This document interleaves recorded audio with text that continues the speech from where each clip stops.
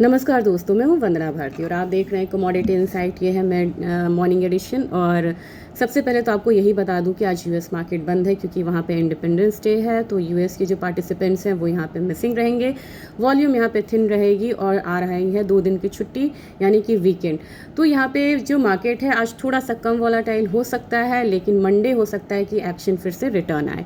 ये पहली बात हुई। दूसरी बात अब यहाँ पे ये है कि गोल्ड और सिल्वर में जिस तरीके की मजबूती आ रही है, ये बात हम लोग यहाँ पे पहले भी कर चुके थे, क्योंकि जिस तरीके से $5600 से हम लोगों ने 4000 से नीचे गोल्ड को आता हुआ देखा था। मैंने लगातार यही बोला था जो पेपर मार्केट में ये वीकनेस है, लेकिन फिजिकल मार्केट में यहाँ पे काफ़ी ज़्यादा एक स्ट्रॉन्ग बाइंग का एक रीज़न बन रहा है। और सेंट्रल बैंक्स यहाँ पे कभी भी नेट सेलर नहीं हुए थे। हालांकि अब आप देखेंगे जब डेटा आना शुरू होता है, जब बीता हुआ डेटा आना शुरू होता है, तब वो फिगर्स जो है सामने आते हैं। लेकिन सेंट्रल बैंक्स यहाँ पे लगातार बाइंग कर रहे थे। प्लस अगर चाइना की बात की जाए, चाइना ने पहले 5 महीने में काफ़ी ज़्यादा गोल्ड खरीदा है और 692 टन्स के करीब यहाँ पे गोल्ड खरीदा है। और मैं बता दूं, अगर पूरे खरीद बिक्री पूरे साल का मैं बताऊं तो करीब करीब 3200 टन के करीब यहाँ पे व्यापार होता है, यानी कि कंजम्पशन होता है। उसमें से 692 टन्स का सोना जो है यहाँ पे ऑलरेडी सोना जो है चाइना ने खरीदा है। बात अब सिल्वर की करेंगे। सिल्वर में 2025 में अगर देखा जाए तो चाइना जो था वो नेट एक्सपोर्टर था। अब यहाँ पे ओवरऑल देखा जाए तो नेट एक्सपोर्टर जो था, अब Q1 2026 को अगर हम लेते हैं Q1 यानी कि जनवरी से मार्च के महीने में 2026 में, जब यहाँ पे सिल्वर पूरी रिकॉर्ड ऊंचाई पे था और वहाँ से उसने एक फॉल देखा, तभी भी बहुत ज़्यादा फॉल नहीं था। उतने हायर प्राइस पे चाइना यहाँ पे नेट इम्पोर्टर बना, यानी कि हायर प्राइस पे भी चाइना यहाँ पे खरीद रहा है। और 24 जुलाई तक रिटेलर्स की ट्रेडिंग बंद हो रही है। ओवरऑल क्रक्स ये है कि रिटेलर्स जो हैं स्पेकुलेशन से दूर आएँ और फिजिकल बाइंग पे ध्यान दें। और साथ में सरकार यहाँ पे फिजिकल बाइंग कर रही है, यानी कि सोना और चांदी वेस्ट कंट्रीज से ईस्टर्न कंट्रीज में आ रहा है, इंक्लूडिंग इंडिया। इसका एक इम्पैक्ट जो है सीधा सीधा हम लोगों ने मार्केट पे आता हुआ देखा है। और मार्केट यहाँ पे जैसे ही थोड़ा सा नीचे आई है, मार्केट वहाँ पे ज़बरदस्त तेज़ी के साथ आगे बढ़ रही है। डॉलर इंडेक्स में एक डाउन साइड है, 100.79 के करीब है।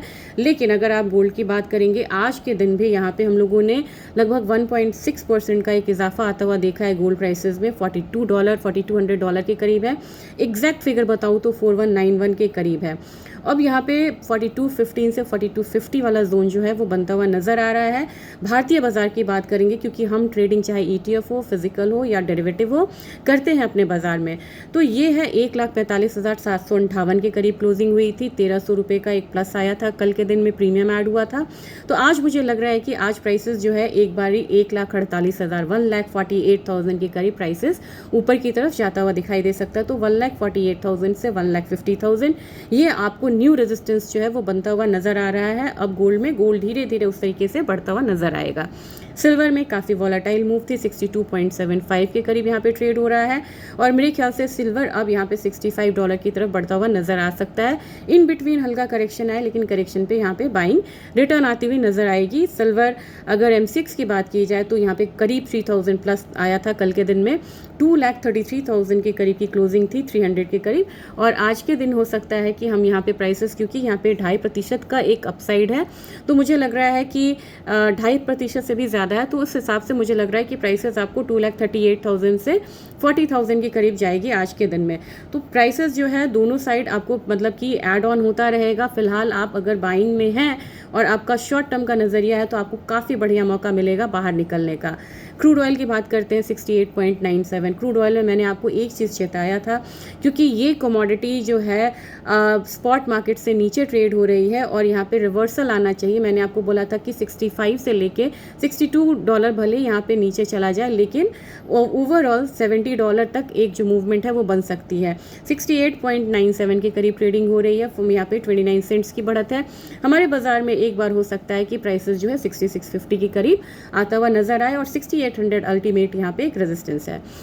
नेचुरल गैस में रिवर्सल है, $3.21 के करीब है और अपना नेचुरल गैस यहाँ पे आज एक बार फिर 312-313 के करीब आता हुआ नज़र आ सकता है। नेचुरल गैस से मैंने आपको थोड़े दिन पहले ही यहाँ पे एक वीडियो दिया था जिसमें कि इसमें आपको इन्वेंट्रीज और मौसम दोनों का कंपैरिजन करके बताया था। आज के दिन में हल्का एक रिवर्सल जो है वो देखने को मिलेगा। आप 312 ऊपर का मानिए, सपोर्ट की बात आप कह रहे थे कि दोनों साइड बताने के लिए वो आपको यहाँ पे होता है 301-302 के करीब। तो 302 हमारा फिलहाल एक सपोर्ट रहेगा बिल्कुल इमीडिएट, और इमीडिएट जो अपसाइड रहेगा वो हमारा 312 के करीब रहेगा, बायस हमारा अपसाइड का है। अब यहाँ पे आज के दिन क्योंकि क्रूड में रिकवरी है तो एल्यूमिनियम अब यहाँ से थोड़ा सा रिकवर करता हुआ दिख सकता है, 330-331 के करीब आ सकता है। जिंक में आज जो जिंक है, कॉपर है, ये सारी चीज़ें हल्का एक अपसाइड लिए हुए हैं। तो जिंक में 362, कॉपर में आपको 1280-1282 और निकल में आपको 1600 तक के लेवल्स देखने को मिलेंगे। तो ओवरऑल बात ये रही कि आज का दिन जो कमोडिटी मार्केट में है एक बाइंग का दिन है, चाहे वो गोल्ड सिल्वर हो, मेटल्स हो, एनर्जी हो। साथ में ध्यान में ये रखना है कि यूएस मार्केट जो है वो आज क्लोज है और जब वो वापस आएंगे तो 3 दिनों के बाद वापस आएंगे और वीकेंड में क्या होता है ये बात बहुत इंपॉर्टेंट है। और मंडे मार्केट थोड़ी सी वॉलेटाइल हो सकती है, तो कोशिश करिएगा जो रैली आई है और अगर आप बाइंग में है, चाहे ईटीएफ में हो, चाहे जहाँ भी हो, आपको एक बारी मार्केट से मतलब कि सावधानी से आपको इसमें से प्रॉफिट बुक करते हुए निकलना भी चाहिए। मिलते हैं मिड डे एडिशन में, वहाँ आज चर्चा करेंगे एक बार फिर से ईटीएफ की और कोशिश करूंगी कि क्योंकि मेटल्स स्टॉक में काफ़ी ज़्यादा मतलब वीकनेस भी आई है, मेटल्स में भी आई है, तो वहाँ किस तरीके की मूव बन रही है वो कोशिश करेंगे कवर अप करने की। कमेंट सेक्शन में आप ज़रूर लिखिएगा कि आपने किस मेटल स्टॉक में निवेश किया है। Thank you.